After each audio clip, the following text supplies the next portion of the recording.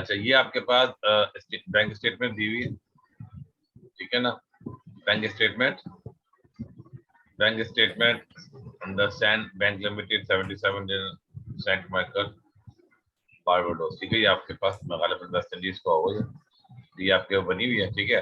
और साथ में ये आपको इसमें अच्छा याद रखिएगा कि हमारे पास यानी कि जो हमारे पास जो मंथली बेसिस पे, जनरली मंथली बेसिस पे हमें जो है बैलेंस जो है ना स्टेटमेंट भेजी जाती है, ठीक है, ये वाले बैंक से या किसी जिस बैंक में हमारा अकाउंट होता है, ठीक है। तो हमारे पास जो भी एंट्रीज हमारे पास बैलेंस हम क्रेडिट में लिखते हैं कैश बुक में, यहाँ पर वो स्टेटमेंट में डेबिट में आती है। और जो भी हमारे पास बैंक स्टेटमेंट में, सॉरी क्या कैश बुक में हमारी डेबिट एंट्री होती है, वो यहाँ पर क्रेडिट में होती है, ठीक है। यानी कि जो जो एंट्री हम करते हैं वो यहाँ अपोजिट होती है। क्यों होती है? क्योंकि ये हमारा पैसा बैंक के लिए रखा हुआ है, तो बैंक जो है जब बैंक के पास पैसा जाता है तो बैंक अपनी कैश बुक में डेबिट करता है और हमारा अकाउंट में क्रेडिट करता है। और जब हम पैसे निकालते हैं तो बैंक अपनी कैश बुक में क्रेडिट करता है और यहाँ डेबिट करता है, ठीक है। तो इसके बाद अगर आपके पास यहाँ पर बैंक स्टेटमेंट हमारे पास सही और यहाँ पे लिखा हुआ है यहाँ पे लिखा हुआ है 6,826.80 क्रेडिट, तो क्रेडिट का मतलब हमारा हमारा डेबिट है, बैलेंस, हाँ ठीक है। और अगर डेबिट लिखा हुआ हो तो ओवरड्रॉन बैलेंस होगा, याद रखिएगा। क्रेडिट है इसका मतलब है, क्रेडिट का मतलब हमारा डेबिट, हमारा डेबिट का मतलब पॉजिटिव बैलेंस है। और कहीं पर आपको डेबिट नजर आ रहा है इसका मतलब हमारा क्रेडिट है। क्रेडिट का मतलब हमारा बैलेंस ओवरड्रॉन है, वो बैलेंस लायबिलिटी हो। यहाँ तक क्लियर है? ठीक है। चलो ठीक हो गया। अच्छा अब हम जो है समझने की कोशिश करते हैं difference between bank statement and bank reconciliation statement. Bank statement is a copy of customer's account as shown in the books of the bank. देखिए जो बैंक में शो होता है वो हमारी कॉपी हमें भेजता है, वो खाली यानी हमारा जो भी रिकॉर्ड उसके बाद रखा होता है। और ऑफ कोर्स जस्ट ऑपोजिट होता है। अच्छा, bank reconciliation is a process that explains the difference between the bank balances as shown in the bank statement supplied by the business bank on a particular date and the corresponding amount shown in the business cash book. It takes the form of working document known as bank reconciliation statement. ठीक है, ये bank reconciliation statement है जो कि हमारा पैसा जो bank पे रखा हुआ है और हमारा जो हमने जो रिकॉर्ड अपने पास रखा हुआ है उन दोनों को रिकंसाइल करते हैं, मैच करते हैं, ठीक है। यानी कि एक ही अकाउंट होता है लेकिन जो हमारा जो जो रिकॉर्ड हमने रखा हुआ है वही रिकॉर्ड बैंक के पास भी होना चाहिए, सेम होना चाहिए। तो जो बैंक हमारा डिटेल भेजता है वो कहलाता है बैंक स्टेटमेंट, और जो हमारे पास जो रिकॉर्ड होता है हमारा बैंक का वो कहलाता है कैश बुक कहलाता है, जो कैश बुक का बैंक कॉलम। यहाँ तक क्लियर है? अच्छा, these are the accounts which are shown in the bank statement but not shown in the cash book. Transaction recorded by the bank but not in the business. Business का मतलब हमारी cash book में वो नहीं मिलेगा आपको, वो आपको बैंक स्टेटमेंट से ही मिलेगा। जैसे bank charges and direct and bank interest. Bank charges का मतलब अगर बैंक ने पैसे हमें डिडक्ट किए हैं तो हमारे भी तो रिकॉर्ड नहीं होगा जब तक स्टेटमेंट ना आए, स्टेटमेंट में मेंशन होगा ये, ठीक है। इसका स्टैंडिंग ऑर्डर है। स्टैंडिंग ऑर्डर जो होता है, स्टैंडिंग ऑर्डर क्या होता है? स्टैंडिंग ऑर्डर वो अमाउंट होता है जो कि हमने अपने पर्टिकुलर बैंक को हमने इंस्ट्रक्शन दी हुई है कि particular amount at a particular date हमसे माइनस कर लें, वो कहलाता है स्टैंडिंग ऑर्डर, ठीक है। वो अगर पेमेंट का हमने कहीं पे किया हुआ है तो वो हमारे पास जब तक वो पेमेंट करेगा तो हमारे बैंक स्टेटमेंट में लिखा हुआ है, क्योंकि हमें वैसे तो पता नहीं होता तो पे कर रहा है। जब वो पे कर देता है बैंक स्टेटमेंट आता है, फिर अपने पास हम रिकॉर्ड कर लेते हैं। उसके बाद डायरेक्ट डेबिट का मतलब होता है कुछ अमाउंट ऐसे होते हैं जो कि हम जो है बैंक को ऑथराइज करते हैं कि वो हमारे पास डायरेक्टली हमारे अकाउंट से पेमेंट हो जाए, और ये वेरिएट पेमेंट होता है, सिर्फ फिक्स अमाउंट नहीं होता। जनरली क्या होता है, payment utility bills, this way, ठीक है। तो इसमें बेसिकली क्या होता है कि आपके पास ये वेरी एक फिक्स अमाउंट नहीं होता है।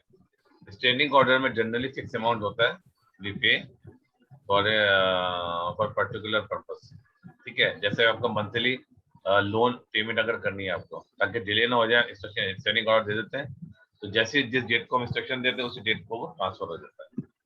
डायरेक्ट डेबिट क्या होता है, ये डिफरेंट अमाउंट होता है, एक सर्टेन लिमिट हम देते हैं। उससे क्या होता है कि जितनी हमारी पेमेंट होती है वो यहाँ से डायरेक्ट जो है वो माइनस हो जाती है, सब्ट्रैक्ट हो जाती है बैंक से, और जो भी यूटिलिटी बिल है, जैसे वो गैस है, बिजली है, टेलीफोन है, वो उस अकाउंट में चले जाते हैं। लेकिन ये फिक्स अमाउंट नहीं होता, ये वेरीड होगा, मंथ टू मंथ वेरी करता है, ठीक है। लेकिन सर्टेन लिमिट होती है इसकी। एक और है जो कि इसमें आपके पास आपके पास जो है वो रिकॉर्ड नहीं होता, वो होता है डिसऑनर चेक। डिसऑनर चेक का मतलब होता है कि हमने किसी को जो है ना वो cheque that the business has receive from another person और कंपनी बट विच वो has been deducted by the payment, ठीक है। भाई मसला का तो हमारे पास एक चेक आया 10,000 रुपए का, हमने बैंक में सबमिट करा दिया और हमने उसको कैश बुक में डेबिट में रिकॉर्ड कर लिया। हम ये एज्यूम कर रहे हैं कि हमारे पास इतना पैसा बैंक में आ गया, लेकिन जब बैंक स्टेटमेंट आएगी तो वहां पता चलेगा कि वो हमारे पास हमारे अकाउंट में पैसे आए या नहीं आए। अगर आ गए तो हमारे, क्योंकि हमने डेबिट में किया, बैंक स्टेटमेंट में क्रेडिट में लिखा हुआ आ जाएगा। और अगर वो नहीं होगा, साथ में वो पर्ची जो चेक वापस आ जाता है, तो क्या कहलाता है, वो कहलाता है डिसऑनर चेक, ठीक है ना, रिजेक्टेड बाय फॉर पेमेंट। तो वो कुछ भी रीजन हो सकता है, या तो वो करना हमने जो है ना वो अमाउंट गलत लिखा हुआ है, या सिग्नेचर गलत है, ठीक है ना, रिटन आउट इनकरेक्टली अगर लिखा हुआ गलत है, ठीक है, या सिग्नेचर नहीं हुआ, ठीक है, या कोई और डिफर होता है, ये अमाउंट में और फिगर में डिफरेंस आ सकता है, ठीक है। किसी वजह से अगर वो हमें पेमेंट नहीं मिलती, हमारे जिस ऑनर नहीं होता, तो मतलब वो चेक हमारे पास वापस आ जाएगा। ये कब पता चलेगा, ये सारे वो चीजें हैं जो कि बैंक स्टेटमेंट आएगी तो पता चलेगा, ठीक है, क्लियर है। हाँ ठीक है। अच्छा, उसके अलावा जो है आपके पास इलेक्ट्रॉनिक डायरेक्ट पेमेंट भी होती है, bank transfer. It is not possible to transfer money from one bank to another electronically via the internet, referred to as bank transfer. These are automatically recorded by the bank but may not be recorded by the business, ठीक है। ऐसा तो electronic transfer है, direct payment है, अगर यहाँ से कोई हमारे अकाउंट में ट्रांसफर कर दे और हमें पता नहीं चलेगा। ये डायरेक्ट डेबिट तो वो होता है जो कि हमने हमारे अकाउंट से माइनस हो जाते हैं। अगर कोई हमारे अकाउंट में तो पेमेंट कर दे, तो डायरेक्ट पेमेंट किसी ने हमारे बैंक में कर दी, तो हमें नहीं पता होता, ठीक है। तो जब बैंक स्टेटमेंट आएगी तो हमें मिल जाएगी, ठीक है। तो these are the transaction recorded by the bank but not by the business, ठीक है। ये हमने सारे डिस्कस कर लिए। अब हम डिस्कस करेंगे transaction recorded by the business, ठीक है, नॉट बाय द बैंक, ठीक है। अब पहले हमने बात की थी कि recorded by the bank not by the business, और अब क्या है, recorded by the business not by the bank. ऐसी ट्रांजेक्शन आपको मिलेगी जो कि हमारे पास होगी, रिकॉर्ड होगी, लेकिन बैंक में वो रिकॉर्डेड नहीं होगी। जैसे अनप्रेजेंटेड चेक से। अनप्रेजेंटेड चेक का मतलब होता है कि हमने किसी को चेक दे दिया और इसका मतलब ये कि हमारे बैंक से पैसा निकाल लेगा वो, लेकिन किसी रीजन की वजह से वो सबमिट बैंक में नहीं किया। क्योंकि याद रखिएगा, जो भी हम चेक किसी को देते हैं उसकी वैलिडिटी जो होती है, बैंक चेक की वैलिडिटी होती है कितने दिन की, 180 डेज की, ठीक है, याद रखिएगा। चेक जो है ना वैलिडिटी जो होती है 180 डेज की होती है, ठीक है। ये तकरीबन 6 मंथ बनते हैं। तो अगर 180 दिन अगर किसी को हम चेक दे दें तो वो उसके पास 180 दिन है, वो किसी वक्त भी जाके वो कैश करा सकता है। लेकिन जब तक वो नहीं जाएगा हमारे पास, तो हमने तो क्रेडिट कर दिया, जब तक बैंक में नहीं जाएगा तो बैंक वाले माइनस करेंगे नहीं। इस वजह से जो है वो क्या होता है, ये हमारे पास रिकॉर्ड होता है, लेकिन बैंक के पास रिकॉर्ड नहीं होता। क्यों नहीं होता बैंक के पास? क्योंकि बैंक के पास जब वो जाएगा तो आपके पास आएगा ना, फिजिकल चेक तो गया ही नहीं है। तो अगर वो चेक लेके नहीं गया बैंक में, तो बैंक से पेमेंट नहीं होगी तो इसका मतलब हमारे पास तो माइनस हुआ होगा, बैंक के पास वो पहुंचेगा नहीं, तो वो रिकॉर्ड ही नहीं होगा। ठीक है। इसके अलावा एक और इशू आ सकता है, वो आ सकता है कि एरर। अगर हमने कोई एरर किया तो जाहिर है बैंक को क्या पता कि हमने एरर किया, तो वो कोई भी रीजन एरर हो सकता है। वो हम जब क्वेश्चन आएगा तो हम डिटेल डिस्कस करेंगे। तो एरर हो सकता है, जाहिर है बैंक ने तो सही किया हुआ तो उसमें उसको बैंक को नहीं पता होगा, ठीक है। अच्छा, अब ये तो हो गया। ये क्या हो गया, हमने पढ़ा transaction recorded by the business but not by the bank. अच्छा, अपडेटिंग द कैश बुक, एक और चीज है जो कि अपडेटिंग द कैश बुक कहलाती है। वो क्या कहलाती है, वो अमाउंट जो कि आपके पास रिकॉर्डेड है, ठीक है, और बैंक में नहीं है, वो आप बैंक में रिकॉर्ड नहीं कर सकते। उसके लिए हम बैंक का रिकंसिलिएशन करते हैं। लेकिन अपडेटिंग द कैश बुक किसे कहते हैं, ये वो ट्रांजेक्शन होती हैं जो कि बैंक ने रिकॉर्ड की हुई हैं और आपके पास रिकॉर्ड नहीं हुई। उसको जब हम बैंक के से ट्रांजेक्शन उसको अपनी कैश बुक में रिकॉर्ड कर लेते हैं, वो क्या कहलाता है, वो कहलाता है अपडेटिंग द कैश बुक। जैसे यहाँ आपको नजर आ रहा है simple updating the cash book.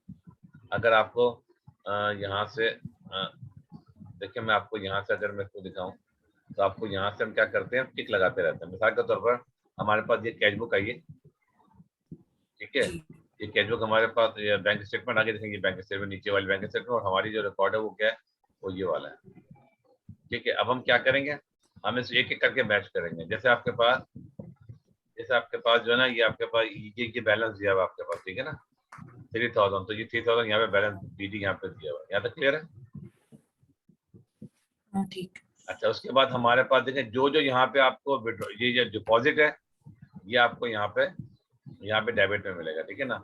और जब ये विड्रॉल डिपॉजिट हो, ये आपके पास जो है ना वो डेबिट क्रेडिट हो, ये एक ही बात है, ठीक है। अब आपके पास देखें 500 यहाँ पे लिखा हुआ है, जोन्स का डेबिट, इधर यहाँ क्रेडिट, यानी पैसा यहाँ पे आ रही, इसका मतलब ये आ गया।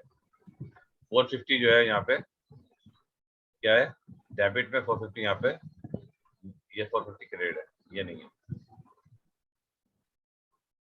ठीक है, ये क्रेडिट में आ गया। यहाँ तक क्लियर है? इसी तरह आपके पास ये तो इसमें 400 यहाँ पर है क्रेडिट में, यहाँ पे 400 यहाँ पे नहीं है। इसको हम क्या करते हैं, इसको यहाँ पे सर्किल करते हैं, ठीक है। यहाँ पे 10987 क्या है? यहाँ पर है 10987। 10987, ये कहाँ पर नजर आ रहा है आपको? ये यहाँ पे लिखा हुआ है ना ट्रांजैक्शन में, बैलेंस बीडी ब्रॉट डाउन के बाद, ब्रॉट डाउन के बाद नीचे नीचे नीचे नीचे बैंक स्टेटमेंट में। बैंक स्टेटमेंट में 1097 तो कहीं भी नहीं है। यहाँ पे 500 है, सर ये 4 जैन को, 4 जैन वो ये तो चेक नंबर है, ट्रांजैक्शन। ये चेक नंबर है। अच्छा, चेक नंबर है। देखा, this refer to cheque number लिखा है ना यहाँ हाँ पे, चेक नंबर, ये वाला अमाउंट, ये सही वाला है। अमाउंट यहाँ होता है, ये चेक नंबर हाँ है, वो ठीक है। तो ठीक है, ये सिर्फ चेक नंबर, ठीक है, पूछ रहा था। ठीक है, बिल्कुल सही। चेक नंबर होता है, चेक नंबर लिखा हुआ होता है। अच्छा, अब आपके पास जो है ना ये विड्रॉवल जो है, ये जो आपने यहाँ पे क्रेडिट में देखना पड़ेगा आपको, ये आपका 500 क्रेडिट, यहाँ पे विड्रॉवल लिखा हुआ है, ठीक है। ये 100 जो है ना यहाँ पे क्रेडिट है, यहाँ पे 100 लिखा हुआ है, ठीक है। क्लियर हो गया? अच्छा, अब ये 100 जो है, ये 100 यहाँ पे नहीं लिखा हुआ, तो इसका मतलब ये अगर दो एंट्री हैं, सब चेक होंगे। इस दो एंट्री जो आपके पास देखिए, एक तो ये 400 वाली क्रेडिट में नहीं है, डेबिट में, ठीक है। तो ये हमारे पास जब ये आ जाएगा, फिर हम क्या करते हैं, इसको बाद इसको अपडेट कर लेते हैं। क्या मतलब, अब कितना लिखना है यहाँ पे नजर आ रहा है आपको? दोबारा दिखाऊं आपको मैं, यानी कि हमारे पास 400 और 100 नहीं लिखा हुआ। कहाँ 400 कहाँ लिखेंगे आप? अगर लिखेंगे तो ये बैंक स्टेटमेंट में लिखा, हमारे पास नहीं लिखा, तो हम क्या करेंगे, इसको यहाँ पे हम इसको यहाँ लिख देंगे, और उसको इसको यहाँ कर क्रेडिट में लिख देंगे 100 को। बिल्कुल, फिर नया बैलेंस निकाल देंगे, ठीक है। यहाँ तक समझ आ रहा है आपके? चलें, अब हम अगर यहाँ पे जाते हैं और जाके हम ये देखें, यहाँ पे निकल रहा है 400 और 100 नजर आ रहा है आपको? जो मैं आपसे कह रहा था 400 लिखेंगे, तो ये 400 वाला जो अमाउंट था यहाँ डेबिट में लिख दिया, और जो 100 वाला अमाउंट क्रेडिट में हो गया। उसके बाद हमने क्या किया, इसको दूसरा दोबारा बैलेंस निकाला। ये देखिए, इसको लिखते किस तरह है, ये आपके पास ये सारे वाले अमाउंट लिख देते हैं, सिर्फ इसके अलावा जब कैश बुक हमारे पास रखी होती है ना, अपडेटेड कैश बुक, ये वाले कैश बुक होते हैं, टोटल वाला जो अमाउंट है ये नहीं लिखते हैं, ये टोटल वाला अमाउंट ये वाले भी नहीं लिखते हैं, ये सारा नहीं लिखते, इसी ये डेबिट में लिखा हुआ होता है। ये जो 500 लिखते हैं बेसिकली वो कहाँ लिखते हैं, वो हम लिखते हैं यहाँ पर जाके, 100 आपके लिखते हैं यहाँ पे इसके ऊपर, यानी 100 जो है ना यहाँ जाके लिख देता हूँ, ठीक है। सॉरी सर, ये तो लिखा हुआ ऑलरेडी, ये 400 जाके लिखेंगे इसके नीचे, ठीक है। और यहाँ पर आपके पास लिखा हुआ है ये 100 जो लिखा हुआ है ये वाला, समझ में आ रही बात, कंफ्यूजन तो नहीं हो रही? जी जी, ये 100 यहाँ क्रेडिट में लेंगे, यहाँ लिखेंगे और उसके बाद बैलेंस कर लेंगे। हाँ, और उसको ठीक है। तो जब बैलेंस कर लेंगे तो फिर आपके पास अपडेटेड, अभी आपको बैलेंस कितना आ रहा है बैंक स्टेटमेंट का, आपको यह नजर आ रहा होगा 3650 बैलेंस है, ठीक है ना। अब हम जब इसको लिख देंगे ये 400 यहाँ 100 यहाँ, तो दोबारा जो बैलेंस निकालेंगे टोटल करेंगे, यहाँ पे लिखा 3650 बैलेंस आ गया। इसका मतलब ये वाला बैलेंस जो है, जो आपका ये वाला बैलेंस है बैंक स्टेटमेंट का, और ये वाला जो बैलेंस आपका है, ये दोनों बैलेंस बराबर आ गए। यहाँ तक का मसला, इसे कहते हैं अपडेटिंग द कैश बुक। जब ये कैश बुक जो हमारी मिसिंग फिगर है, जो कि कैश बुक में नहीं लिखी थी, हमने लिख ली, तो ये कहलाता है अपडेटिंग द कैश बुक। और कैश बुक अपडेट करने के बाद जब आप ये दोनों बैलेंस बराबर आ जाते हैं, तो इसका मतलब ये हो कि हमारे बैलेंस और बैंक का बैलेंस बराबर आ गया, तो there is no need to prepare bank reconciliation statement. इस कंडीशन में बैंक स्टेटमेंट की जरूरत नहीं है। देखें, हर वो एंट्री जो कि कैश बुक में रिकॉर्डेड है और बैंक स्टेटमेंट रिकॉर्डेड नहीं है, हम बैंक स्टेटमेंट में जाके रिकॉर्ड नहीं करेंगे। बोले कहाँ लिखेंगे? हम लिखेंगे यहाँ पर बैंक रिकंसिलिएशन स्टेटमेंट में लिखेंगे।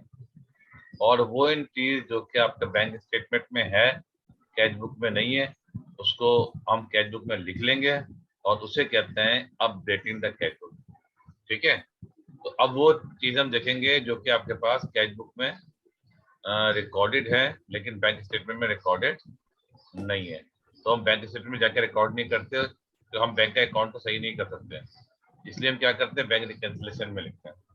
अब जैसे आपके पास information given at 31 December 2018 cash book as per updated cash book. Updated cash book के बाद हमारे पास जो बैलेंस आया, इसका मतलब क्या हुआ? Updated cash book, cash book का मतलब ये हुआ कि जो जो एंट्रीज हमारे पास कैश बुक में रिकॉर्डेड नहीं थी और बैंक स्टेटमेंट में रिकॉर्ड थी, वो हमने सारे लिखने के बाद नया बैलेंस निकाला था। तो ये नया बैलेंस जो है 750, ये जो बैलेंस है ये वो बैलेंस है जो तमाम मिसिंग फिगर जो कि बैंक स्टेटमेंट में थी कैश बुक में नहीं थी, हमने इसको लिख लिया, तो वो कहलाता है अपडेटिंग द कैश बुक। वो आपका 750 यहाँ पे लिखा होता है। उसके बाद कुछ ट्रांजेक्शन ऐसी हैं जो कि कैश बुक में तो थी, बैंक स्टेटमेंट में नहीं थी, क्योंकि बैंक स्टेटमेंट में हम जाके नहीं लिख सकते, बैंक का रिकॉर्ड हम सही नहीं करेंगे, तो हम क्या करते हैं, बैंक उसके लिए बैंक रिकंसिलिएशन बनाता है। मैं फिर बात को रिपीट कर रहा हूँ, बैंक रिकंसिलिएशन के अंदर हर वो चीज आती है जो कि आपके कैश बुक में तो रिकॉर्डेड है but not recorded in the bank statement, ठीक है, that is recorded in the bank reconciliation statement. अब देखें आपके पास यहाँ ये, इसके बाद अनप्रेजेंट चेक, अनप्रेजेंट चेक 250 था, इसके मतलब ये हुआ कि 250 के चेक जो थे वो हमने जो है वो अपने जो है ना सप्लायर को दिए हुए थे, लेकिन उसने अभी तक जो है वो हमें प्रेजेंट नहीं किए। हमने दिए हुए थे मतलब हमने अपने हिसाब से माइनस किए हुए थे, ठीक है, क्योंकि बैंक में वो चेक लेके पहुंचे ही नहीं है। इस वजह से क्या है, आपके पास आपका जो माइनस किया हुआ उसको दोबारा आपको अपने बैलेंस में, आपको कैश बुक का बैलेंस है, कैश बुक के बैलेंस में आपको दोबारा उसको ऐड करना पड़ेगा ताकि वो जो आपने क्रेडिट में लिखने का माइनस हुआ हुआ है बैंक स्टेटमेंट के बराबर बैलेंस आ जाए, इसलिए इसको हम ऐड कर रहे हैं, इसलिए आपको ऐड लिखा हुआ नजर आ रहा है, ठीक है। अच्छा, उसके अलावा जो है आपके पास एक और फिगर थी, क्या थी, अनप्रेजेंटेड चेक्स हो गए, checks paid into the bank but not yet entered in the bank statement 160। इसका मतलब ये होगा कि ये वो वाले अमाउंट है जिसको हमने चेक हमने बैंक में जमा कराए हुए थे, ठीक है, लेकिन अभी तो वो क्लियर नहीं हुए या अभी तक वो उसमें जो नॉट क्रेडिट, हमें डिपॉजिट तो हमने लिख दिया हमने, यानी अपना बैलेंस हमने बढ़ा लिया, लेकिन बैंक में वो अभी नहीं है, किसी भी वजह से, किसी प्रोसेस की वजह से टाइम लगा है, किसी वजह से, ठीक है। तो उसको हम क्या करते हैं, उसको हम, क्योंकि हमने उस बैलेंस किया था, हमारा बैलेंस बढ़ जाता है, जो डेबिट में लिखा होता है, तो हम क्या करते हैं, अनक्रेडिटेड डिपॉजिट का जो हमारे कैश बुक में लिखा हुआ होता है, उसको हम क्या करते हैं, अपने कैश बुक से इसको, अगर कैश बुक का बैलेंस है ना थोड़ा, इसको हम माइनस कर देते हैं। इससे क्या होता है, इससे ये होता है कि हमारा बैलेंस और कैश बुक, जो बैंक स्टेटमेंट का बैलेंस बराबर आ जाता है।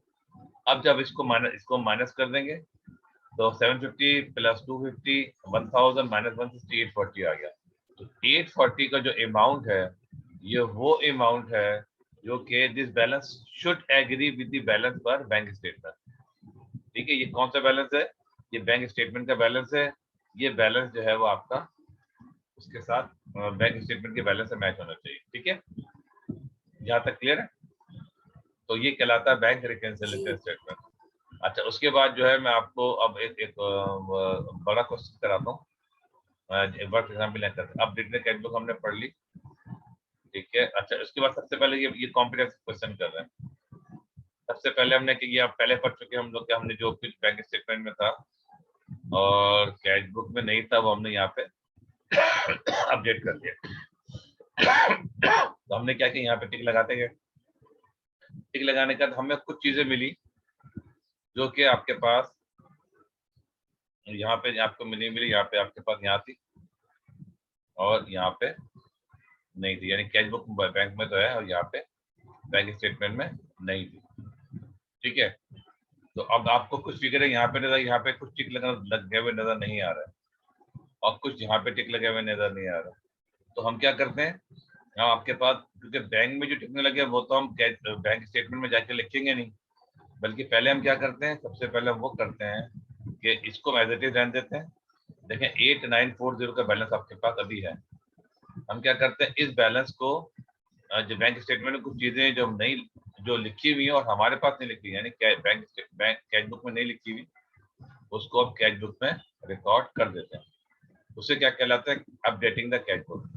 देखिए मैं फिर दोबारा इसको बता रहा हूँ आपको, आपके कैश बुक का बैलेंस जो है वो before updating the cash book कितना बैलेंस है, 8940। हम इसको क्या करते हैं, इस बैलेंस को, अगर ये सीडी है तो इसकी ओरिजिनल पोजीशन ये वाली है, 8940 बैलेंस आपका आ गया। ठीक है, ये आपका बैलेंस है। अब हम क्या करेंगे, अब इसको अपडेट करेंगे। ठीक है, अच्छा अपडेट कैसे करेंगे, आपको पता है ना, जो हम रिकॉर्डेड, हमारे जो क्रेडिट है उसको डेबिट, डेबिट को क्रेडिट कर देंगे। ये देखें आपको नजर आ रहा होगा यहाँ पे, ये 8940 वही बैलेंस जो आपको मैंने भी बताया था, डेबिट पे वैसे के वैसे ही है। उसके बाद कुछ अमाउंट डेबिट में, कुछ अमाउंट क्रेडिट में आएंगे। कहाँ से देख के लिखेंगे, ये हम देख के लिखेंगे बैंक स्टेटमेंट। तो बैंक स्टेटमेंट में जो फिगर आपको लिखी हुई नजर नहीं आ रही, जैसे ये जो आपकी डेबिट वाली एंट्री है, हम उसको लिखेंगे वहाँ क्रेडिट, जैसे 700 250 और 30, 700 250 30 क्रेडिट में लिख दिया हमने। और उसके बाद यहाँ पर आपको कुछ अमाउंट आपको डेबिट में नजर आ रहे हैं जो कि वहाँ नजर नहीं आ रहे हैं। जैसे आपका ये इंटरेस्ट है 60 है, 100 है और 760। ठीक है, तो वो ये आपके 61 एंड 760 आपको यहाँ लिख दिया।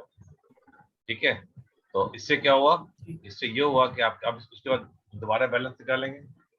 उसके बाद हमने बैलेंस निकाला तो ये आपका जो बैलेंस आया वो आया आपका है 888880। ये कौन सा बैलेंस है, आज अपडेटेड कैश बुक का बैलेंस आ गया। ठीक है, इस बैलेंस को अब मैच करेंगे किससे, बैंक स्टेटमेंट के बैलेंस से।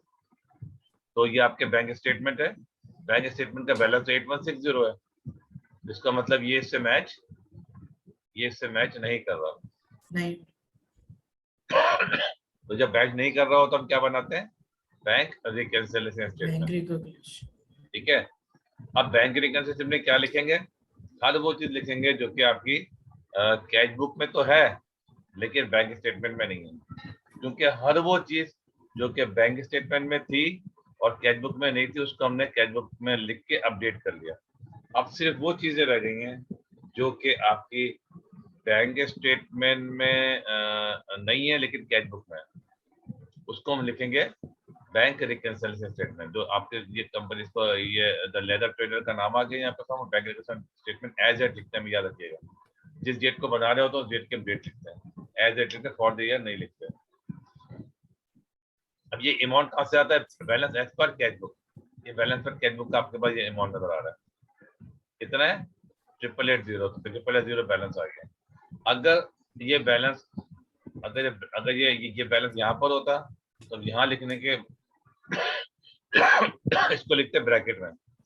ब्रैकेट का मतलब माइनस बैलेंस होता, बाकी सब वैसे के वैसे करते हैं। अच्छा अब देखिए 800 और 300 कहाँ से आ रहा है? ये आपको कैश बुक में मिलेगा 800 एंड 300। ठीक है, ये आपको 800 एंड 300 आपको ये नजर आ रहा है। ठीक है, ये 800 ये वाला अमाउंट, ये 800 क्रेडिट में ये है, ठीक है ना, क्रेडिट में लिखा हुआ ना। तो क्रेडिट का मतलब ये होगा कि ये जो क्रेडिट के अमाउंट होता है बेसिकली वो जनरली वो होते हैं जो कि हमने किसी को चेक दिए हैं, ठीक है, चेक दिए तो उसको वहां से माइनस होना चाहिए, लेकिन किसी वजह से वो नहीं हो, उसको हम क्या नाम देते हैं? उससे हम कहते हैं अनप्रेजेंटेड चेक्स। क्या कहते हैं? Unpresented cheque. इसका मतलब ये होता है, इनप्रेजेंट का मतलब ये हमने चेक इशू किए हुए बट अभी तक जो जिसको हमने इशू किया उसने अपने हमारे बैंक में जाके प्रेजेंट नहीं किए हुए। जब नहीं किए हुए तो वहां से माइनस नहीं होगा, और क्योंकि हमने जो अपने अपने कैश बुक में रिकॉर्ड कर लिए थे, उसको कैश बुक में जो रिकॉर्ड कर लिए थे वो इस बैलेंस में इंक्लूड हुआ होंगे। तो हम क्या करेंगे अपने, क्योंकि ये हमारा बैलेंस कैश बुक का बैलेंस, इसलिए हम इसको ऐड कर लेंगे, क्योंकि माइनस किया हुआ है तो इसको दोबारा ऐड कर लेते हैं। तो 800 300 कितना आ गया? 1100। इसको और इसको हम ऐड कर लेंगे तो कितना आ गया? 9980 आ गया। उसके बाद हम देखेंगे यहाँ पे डेबिट साइड पर ऐसा अमाउंट है, कौन सा कितना है हमारे पास ऐसा अकाउंट है कैश बुक के अंदर, देखिएगा कैश बुक में ये वाला अमाउंट आपको नजर आ रहा होगा, कैश बुक में डेबिट में होगा ये। ठीक है, कितना है ये आपके पास ये आपका 600 और 1220 है। 600 एंड 1220 कितना हो गया? 600 एंड 1220 जो है वो कितना हो गया? 1220 दोनों मिला के अनक्रेडिट डिपॉजिट नॉट प्रॉफिट, दोनों को एक साथ कैलकुलेट कर लिया। आप उसको चाहे तो अलग अलग भी सकते हैं। वो डेबिट में इसका मतलब है हमारा बैलेंस बढ़ गया है, तो इसको हम बैंक के बैलेंस बराबर लाने के लिए हम इसको माइनस करेंगे। यहाँ से हम क्या करेंगे? माइनस। ठीक है, तो जो माइनस करने के लिए आप क्या करते हैं, याद रखिए माइनस करने के लिए हमें ब्रैकेट लगाना पड़ता है। ठीक है, यहाँ पर गालबन ब्रैकेट नहीं लगा हुआ तो मैं ब्रैकेट लगा देता हूँ। ठीक है, ये आप यहाँ से याद रखिए काउंटिंग में जो आपका ब्रैकेट होता है इसका मतलब होता है माइनस। ठीक है, तो आपके पास ये वाला जो है ये माइनस हो जाएगा। माइनस करेंगे तो क्या चला रहा है देखें 8160। अब ये 8160 जो बैलेंस है ये balance as per bank statement, balance as per bank statement. अब हम बैंक स्टेटमेंट में जाके देखेंगे कि बैंक स्टेटमेंट में 8160 बैलेंस ही है कुछ और है। ये देखें आपके पास बैंक स्टेटमेंट का जो ये बैंक स्टेटमेंट नजर आ रही है आपको, बैंक स्टेटमेंट का जो बैलेंस है वो कितना है? 8160 बैलेंस आ गया। तो मतलब ये हमारा जो वो रिकनसाइल हो गया। ठीक है जी, यहाँ तक हो गया। अच्छा अब एक और बात बता रहा हूँ, इन केस बिल्कुल सब सेम चीज सब कुछ वही है, अगर हम स्टार्ट कर रहे हैं बैंक स्टेटमेंट से, ठीक है, देखिए हम जब अगर हम बैंक कैश बुक के बैलेंस से स्टार्ट करेंगे तो इसको जो रिकनसाइल होना चाहिए, मैच होना चाहिए किस बैलेंस से? आपके बैंक स्टेटमेंट के बैलेंस। और अगर बैंक स्टेटमेंट के बैलेंस स्टार्ट करेंगे तो एंड पे क्या आना चाहिए? एंड पे आना चाहिए कैश बुक का बैलेंस, ताकि वो दोनों मैच हो जाए। अच्छा ये कैसे करते हैं? और इस तरह करते हैं कि सारी एंट्रियां किसी तरह आएंगी, बस सिर्फ अपोजिट हो जाएंगी। इस बात को समझिएगा आप। ठीक है, मैं थोड़ा सा छोटा कर दूं ताकि ये आपके दोनों आपके समझ में आए। अब देखें स्टेटमेंट यहाँ वो हेडिंग सब कुछ वैसी कैसी रहेगी। अब इस दफा जो हम बना रहे हैं वो कैसे बना रहे हैं? हम स्टार्ट कर रहे हैं किससे? बैंक स्टेटमेंट के बैलेंस से। वो कितना? 8160। तो अनक्रेडिटेड डिपॉजिट जो हमने यहाँ पे किए थे, अनक्रेडिटेड डिपॉजिट यहाँ पे किए थे, कितने किए थे? Uncredited deposit 1820। यहाँ माइनस किए थे तो यहाँ पे प्लस करेंगे, क्योंकि देखें ना सीधी सी बात है, या तो अपने बैलेंस से माइनस कर दे बैंक बैलेंस के बैलेंस से, या हम बैंक स्टेटमेंट बैलेंस में ऐड कर लें, एक ही बात है। बिल्कुल इसी तरह अनप्रेजेंटेड टैक्स जो है वो हमने ये टैक्स सारे, एक ये वाला टैक्स और एक ये वाला, ठीक है, दोनों अनप्रेजेंटेड टैक्स हैं। तो ये दोनों पे चेक जो है हमने, क्योंकि अपने कैश बुक के बैलेंस है ये, तो अपने बैलेंस से हमने इसको ऐड कर लिया, क्योंकि हमने माइनस किए थे तो ऐड कर लिया। तो हमने तो माइनस किए हुए, अगर बैंक भी अपने अकाउंट से माइनस कर लें दोनों को, इसीलिए यहाँ पे क्योंकि बैंक बैलेंस है, आप उसको माइनस करेंगे तो आपके पास ये बैलेंस आ जाएगा। ठीक है, एक अगेन वही बात दोबारा कि आपके पास जब भी माइनस होता है तो हम क्या लगाते हैं, हम लगाते हैं ब्रैकेट। तो इसका मतलब यहाँ पर भी ब्रैकेट आना चाहिए। ठीक है, जब आप, ये आपके पास माइनस आ गया, ये आपका माइनस का ब्रैकेट है, ठीक है ना। अब 9980 से जब माइनस करेंगे तो आपके पास जो आंसर आएगा 8880 किससे मैच करेगा ये आपके बैंक सॉरी बैंक स्टेटमेंट का, बैंक स्टेटमेंट नहीं है, कैश बुक का, ठीक है ना। ये देखें ये जो आपके पास ये 70 है, ये आपका जो है ना ये आपका बैलेंस आ रहा है। ठीक है, ये कौन सा बैलेंस है, कैश बुक का बैलेंस, कैश बुक के बैलेंस से मैच होना चाहिए। ठीक है, क्लियर है। मेरा ख्याल है ये हमारी कंप्लीट हो गया। देखें, अगर आपके पास अगर आपका बैंक कैश बुक का बैलेंस अगर नेगेटिव आ रहा है, इसका मतलब ये कि अगर ओवरड्राफ्ट हो रहा है, जैसे आपका बैलेंस नॉर्मली आपका यहाँ आपका डेबिट बैलेंस होता है, तो यहाँ पर ये क्रेडिट बैलेंस है। ठीक है, अगर ये क्रेडिट बैलेंस है तो फिर बैंक डिटेल्स कैसे बनेंगे। ठीक है, अगर ये क्रेडिट बैलेंस है इसका मतलब यहाँ है, इसका मतलब क्रेडिट बैलेंस है। इस क्रेडिट बैलेंस का मतलब ये नेगेटिव बैलेंस है और ये बैंक ओवरड्राफ्ट है। याद रखिएगा, बैंक रिकंसिलिएशन बनाते हुए सिर्फ और सिर्फ इस चीज का ध्यान रखना कि बैलेंस यहाँ पर है, क्रेडिट साइड का मतलब सीडी हमेशा अपोजिट होता है। सीडी अगर डेबिट में, इसका मतलब ये क्रेडिट बैलेंस, अगर सीडी आपका जो है वो क्रेडिट में, इसका मतलब है डेबिट बैलेंस। सीडी बीडी की बात कर रहा हूँ, सीडी बैलेंस की बात कर रहा हूँ। ठीक है, इस बात को ध्यान में रखिएगा, मैं सीडी बैलेंस की बात कर रहा हूँ। सीडी हमेशा ऑपोजिट होता है। अगर डेबिट हो तो क्रेडिट हो तो डेबिट। अच्छा, जब ये हो तो हम क्या करेंगे, बैंक रिकंसिलिएशन बनाते हुए सिर्फ एक सारे प्रोसेस वही को होगा जब पहले हम सीखते हुए हैं। सिर्फ और सिर्फ ये होगा कि जब आपके पास जो है वो अगर क्रेडिट बैलेंस हो तो हम क्या करेंगे, जो बैलेंस के साथ ब्रैकेट लगा देंगे, बाकी उसके अलावा सारा प्रोसेस वैसे एज इट इज हो। ठीक है, कोई फर्क नहीं आएगा, बस सिर्फ मैथमेटिकल देखना, जब ये माइनस में ये प्लस में, तो ये जाहिर है आंसर जो अगर जो साइन बढ़ा हो, अगर देखें आपके 1091 नेगेटिव वाला बड़ा 101 छोटा है, तो ये नेट जो आंसर आया वो 81 माइनस में आया।